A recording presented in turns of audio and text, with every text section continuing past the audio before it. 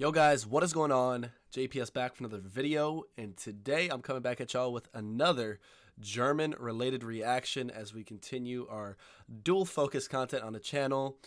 Been doing a lot of Australia recently, but I want to get back into Germany because some of those videos we watched in the past really interested me, and there's so much more to check out. So if you're joining me from Germany, I thank you so much for subscribing. Make sure you hit the like button and stay tuned because I got a lot more German content coming out, and I'm not just saying that.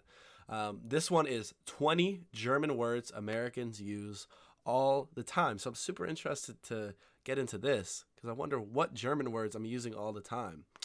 Anyways, let's get right into it. If you have any other German related videos or Germany related videos for me to check out, throw them in the comments down below and let's do it. Let's find out these words, man. You have definitely used these words before in English, maybe even on a daily basis, but did you know that they're actually German? Hallo, Servus, and welcome back to my YouTube channel. My name is Felicia. I'm originally from Munich, Germany, but I have been living in Cincinnati, Ohio off and on since 2016. So a few weeks ago, I made a video about 20 English words that we use in German, and a lot of them actually have a completely different meaning in German than they do in English, like old-timer, just to give one example, which refers to an old person in English, but to German speakers, an old-timer is a vintage car. Check out the video to find out about the other 19 English words that we use differently in German. But today I'll talk about the opposite basically, so about German words that are used in English. There aren't nearly as many German words in English as there are English words in German, but there are actually more than you would think. And a lot of them are words that people use all the time, but they don't really know that it's a German word. And even I wasn't really aware of how many German words are used in English. So for me, it was super surprising every time I first heard someone use one of those words. Like, they're just saying something in English and suddenly I'm like, wait, what? You just spoke German? So for today's video, I made a list of 20 German words that are used in English, and I just picked the ones that are either used a lot or that I just thought were funny or interesting. But before we start with the list, I'd like to introduce today's sponsor, Skillshare, which is an online learning taught by how I explore with one of the most known ones, and that is kindergarten. In German, we pronounce it Kindergarten, and it literally means children's garden. And even though the word is used in a very similar way... That reminds me, sorry for pausing so early, Kinder bar, chocolate bar. That's German, isn't it? In the two languages, it's not 100% the same. In Germany, kindergarten isn't part of the school system, but it's more like a daycare. Kids can go there from the age of 3 up until they start first grade, but it's not mandatory for parents to send their kids to kindergarten, and there is no mandatory curriculum either. Some kids may practice math and writing in kindergarten, but it's not a class setting, and the focus is usually more on playing and activities like doing crafts, singing together, going on field trips and those kind of things, while in the US, kindergarten is the year before first grade, and it's part of the school system. That's why it's also called K to 12, kindergarten to 12th grade. So the kindergartens usually belong to a school and are a little more focused on academics. So same word, but different meaning in Germany and the US. And what I find funny is that the German concept of kindergarten is what Americans also call preschool sometimes, while Vorschule, the literal translation for preschool in German, basically stands for the American concept of kindergarten. So it's somewhat switched. Some German kindergartens do offer a Vorschule the year before first grade to prepare the kids a little academically. Okay, yeah, that's interesting. So slight change of meaning there. So if I use that, yeah, okay, that's cool. I actually had no clue that Americans used this German word before I came here, and the first time I heard it, it sounded so funny to me. Gesundheit is what we say for bless you in German, and Americans seem to use it that way too. Especially among younger people, I found that they usually use it in a more funny way, but it can also be just used with a normal tone. The word itself actually just means health in German, so whenever someone sneezes, we wish them health. Okay. Just like Gesundheit, I didn't know that this word was used in English before I moved to the US. We spell it with 2 T's in Germany, but we pronounce it the same way, kaputt. And it basically has the same meaning in both languages. It means broken, damaged, or destroyed, as in my phone is kaputt, mein Handy ist kaputt. Or it can also mean exhausted, as in I went hiking for 8 hours today and I'm so kaputt. I got a confession, guys. I've always thought this, like, when it's pronounced, I always thought it was kapooped. Kapooped. Oh, that's such good memories. That was when I was younger. I haven't heard that word in, like, 10 years, maybe. What? I'm kapooped. Yeah, I've definitely heard that. What? All right, let's see what...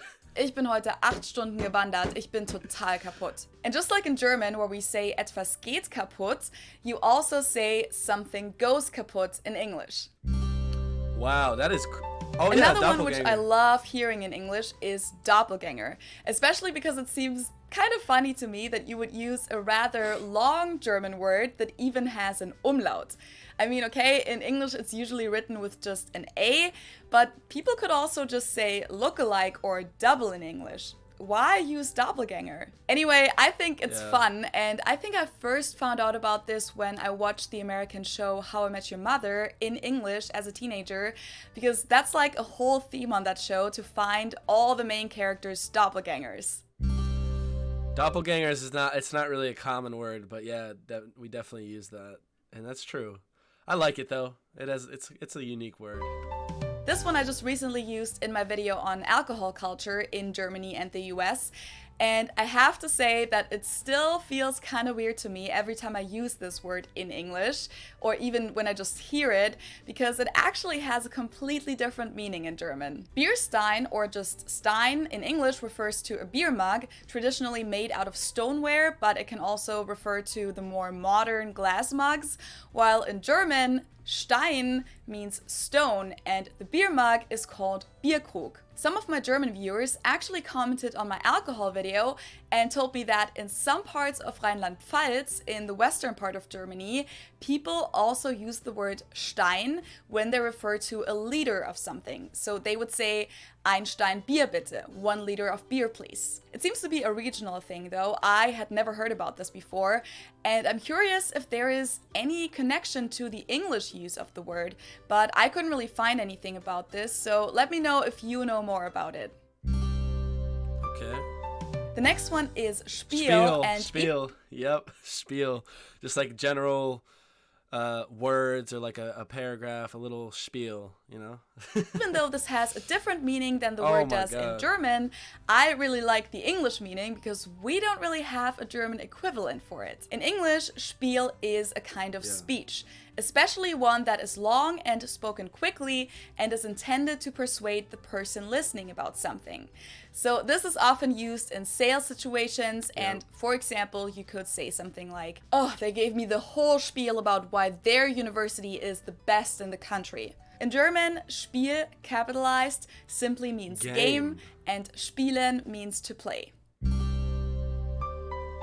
This one is not exactly a loan word from the German language, but it does have Germanic origins, and I included it in this list because I personally think that it sounds exactly like the German word Stuhl. But it's actually a so-called false friend because it has a different meaning in the two languages. Stuhl in German is a chair, while Stuhl in English is what we call Hocker in German.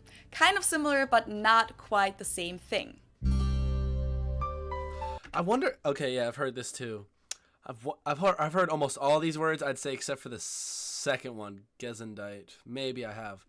What's interesting to me is how these meanings become so different when they're the exact word. Like, we're taking them from the German language, and somehow it just means something completely different in our language. I guess how does it deviate so far from that? Some of them are similar, but from these, I'm like, how the hell did we get that from that? Like, what? Dachshund. When Americans first used this word with me, I had no clue what they were talking about because I wasn't familiar with the word, and I also couldn't tell that it was supposed to be a German word with the English pronunciation, but now I know that Dachshund can be used in German as well, but it's actually more common to call the dogs Dackel in German. Literally, this compound word consists of Dachs, badger, and Hund, dog. A badger dog, basically. And this is because the dogs were traditionally supposed to crawl into burrows and look for badgers. Okay. In English, this can Wiener. also be used to describe a Dachshund, wiener dog, but it can also refer to just a wiener sausage, or it's also often used instead of penis. In German, we say Wiener. The German W is pronounced like in English V, and it usually refers to the sausage. Wiener Würstchen would be the long version. It can also refer to a Damn, that looks fire. That's fish and chips? Wiener Schnitzel, which is also something to eat, or it can simply be What used is for that? a person from the Austrian city of Vienna, which is Wien in German. Okay, that's definitely a bit different. I want to check out a video with like German food in it, because some of these, like that sausage, look crazy. Wanderlust. This is kind of an old-fashioned German word Yeah. that we pronounce Wanderlust, and it's literally the desire to wander. So it means you want to travel. The word was used a lot in the literature of the Romantic era, but you can also call this Reiselust or Fernweh in German, which the last one is also an interesting word because it's kind of like the opposite of Heimweh, which is homesickness. So Fernweh pretty much means far sickness. Okay. This one is very similar to the German one, but it's not 100% the same. Angst, capitalized in German and with the German A, basically just means fear. And angst in English is also related to fear, but it describes a broader feeling of anxiety and apprehension. It's often used in connection with teenagers. Teenage angst is what a lot of young people experience throughout puberty, and you can also say you're feeling angsty in English. So in English, it describes more of a general feeling, whereas in German, Angst haben means to be scared of something, and that's usually something a little more specific, like you're scared of the spider. The English meaning of angst doesn't have a good translation in German, but it could be translated with something like Existenzangst or innere Unruhe or Angstzustände. Okay. Kitsch is a concept that's really hard to explain actually, but according to the dictionary, it describes art, decorative objects, or design considered by many people to be ugly, without style, or false, but enjoyed by many other people, often because they are funny. So you could say, his home is full of 1950s kitsch. It means the same thing in German and in English, and it's also pronounced the same. There's also the English adjective kitschy, which is kitschig in German. Blitzkrieg. This is a military term and describes a strategy of warfare that includes short and fast attacks. The term is often used in connection with World War II, but it actually had been used way before that. We pronounce it Blitzkrieg in German, and it literally translates to lightning war because Blitz is lightning and Krieg is war. It's used the same way in both languages, and they even adapted the word blitz as a tactic in American football. Damn, that's why. Oh, because I hear blitz a lot. Yo, that's crazy. So many of these words are derived from German. Man, wow. This seems to be a very popular word in the US. I've been asked about this so many times, and what makes it so special is that this concept doesn't even really exist in the English language, which is why there isn't an English word to describe it, which is probably quite a strong statement about the German culture. Schadenfreude consists of Schaden, which means damage or harm, and Freude, which means joy. So this is the joy that you feel when someone else gets harmed or fails. So not very nice. Damn. That's a terrible word. But everyone, we all feel that way at some point. There's always that special some person who's like, well, they kind of deserve that. I won't admit it, but everyone feels that way at some point in their life. Foosball. The table. Yeah, we had one. We had one. We had one in my old house. All sports fans should know this one. Fußball in German means soccer, or football in British English. Fußball in English refers to the bar game, which we usually call Kicker, or Tischfußball in German. Okay.